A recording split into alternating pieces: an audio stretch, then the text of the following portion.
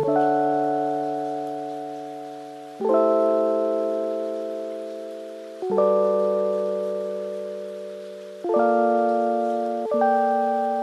just want to be on my own.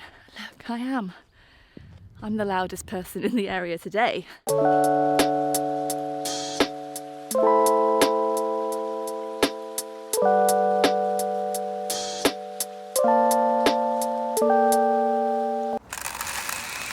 Take off. God damn it.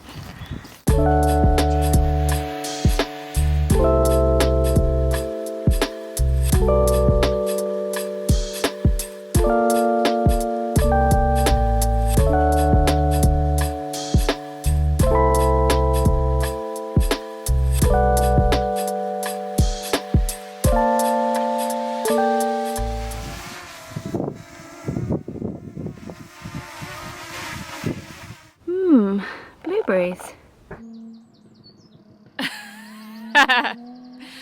I stopped here and sat down because it was so peaceful and all I could hear was birdsong. And I was going to say, this is what I've been searching for.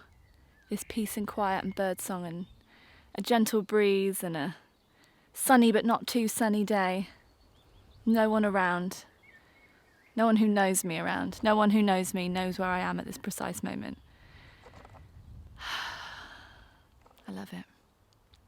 And then a motorbike went by. So the road obviously is just there, but it's pretty quiet out here. Come to Cheddar Gorge today for my first ever solo hike and first solo day out for months and months. It's not something I do very often, and it's something I realise I need to do to stay on a level, to introduce adventure back into my life.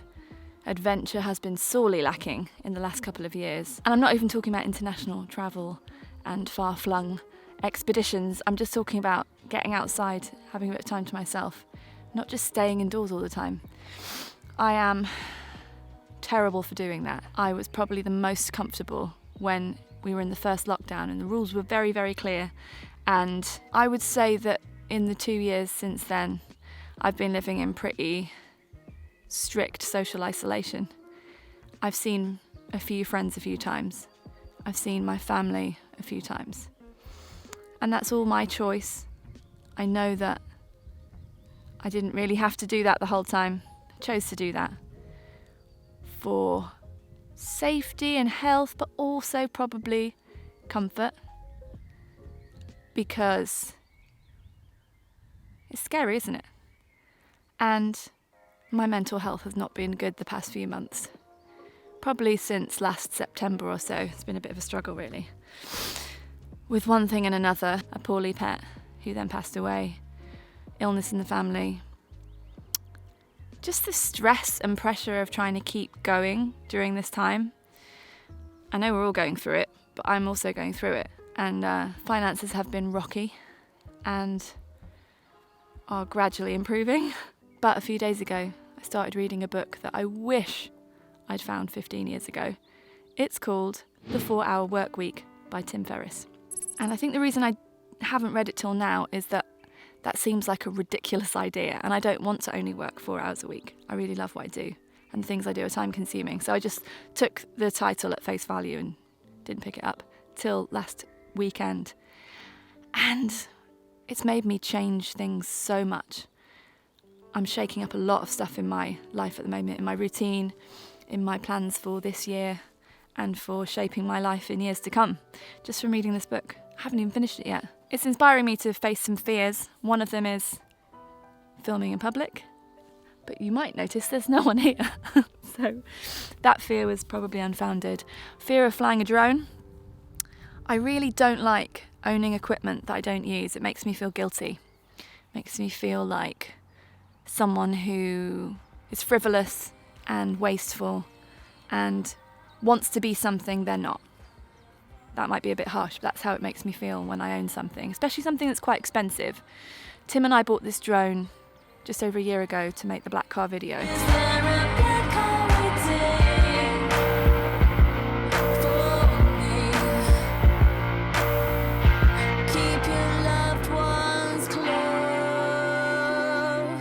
We we've flown it a few times, but not much. And I realised that one of the issues with learning to fly the drone is if we're always together trying to fly the drone, there's not really any time to sort of practice properly. So I brought the drone out and I made a pact with myself. This is a pretty big backpack full of stuff. And this is a 2-hour-ish hike without the extra time for messing about with cameras and drones. And I don't want to be the fool who brings a big bag full of camera equipment and lugs it around a hike and doesn't use any of it. So I have to use everything in there at least once. And I've flown the drone twice. And I'm already starting to feel less panicked when I do it, because it's pretty terrifying flying something up into the air. I don't want to lose the drone. I don't want to crash the drone. I don't want to scare animals. When I shot the drone footage for Black Car, I was just so terrified. I had no idea where the drone was. It'd gone quite far away from me. The GPS was telling me something that I didn't believe. Someone else's drone went by, which I thought was mine. I was really confused by that, so I heard the same noise whizzing by. I shot some footage of me freaking out about the drone, and the microphone wasn't plugged in. So there's this footage of me just going. It's pretty funny. I should find that. I'll see if I can find that and insert it here. Is there someone there? There's someone there. I've got to go.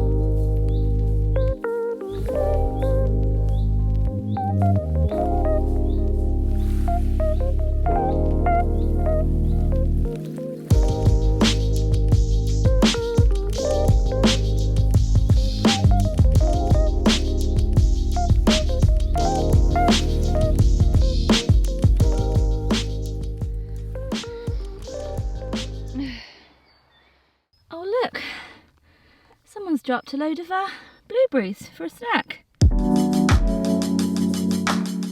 I think I love hiking. When I was at school in Cyprus, between the ages of 9 and 12, 10 and 13, we did hiking at school. There's this thing called the horseshoe hike because of the shape of it, horseshoe shape, from one place to another. And it's really beautiful. We walked through the Troodos Mountains, gorgeous. But at that age, I didn't really have much of an affinity with nature. I hadn't thought many deep philosophical thoughts about myself and my place in the world. I hadn't figured out the beauty of peace and quiet. And in fact, it was group hiking, so there was no peace and quiet. It was just various other children, some of who were really mean and some of who were nice. And then I started to, I think, associate hiking with camping, and then I associate camping with festivals.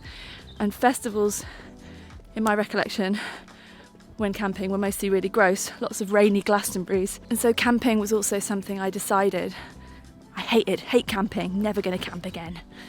And just in the past week, I've started to think, what a load of nonsense. Hiking is walking in nature, and given that I love my own company and crave it and need it to feel myself and to have a nice time with other people and with my work and everything, I just want to be on my own. Look, I am. I'm the loudest person in the area today, that's for sure. It feels really good to throw away these assumptions I made about myself or sort of declarations I made as a much younger person and just try stuff again. I'm having such a great time. Hooray. I've got to go through this gate now. All right, let's do it.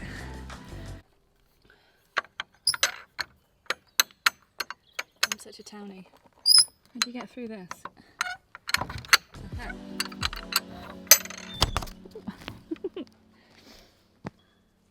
Oh my, look at that. This place is crazy beautiful. This is everything I wanted from today without really knowing. I'm really glad I've done this. I feel peace. Peace at last. So let's shatter that peace with the whine and hum of a little drone. Drone flight 3 has to happen. Amongst the blueberries.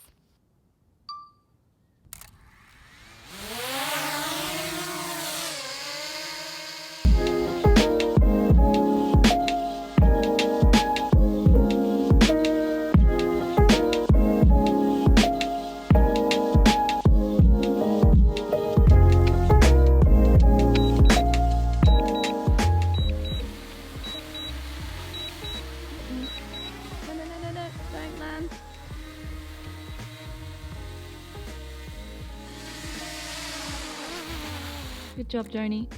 One of the many things in the 4-hour work week that has just rocked my brain is the idea of taking mini retirements throughout your life. Instead of waiting till some day when you've got some amount of money or some amount of freedom or some amount of whatever to do the things you really want to do, he talks about building that into your life earlier so you can enjoy it more. And in the past few weeks I had been thinking about this plan I had in my 20s to one day to go and live in different countries for a month, 2 months at a time. Make music, make videos. So having been thinking about that and then reading about this mini retirement idea has been interesting, very interesting. Hold on, it's very rocky. Let's not have any avoidable filming accidents. YouTube wannabe dies falling off cliff, filming self. Gets perfect shot of head bouncing off rocks. Yeah, no thanks. Pen friend, rocks!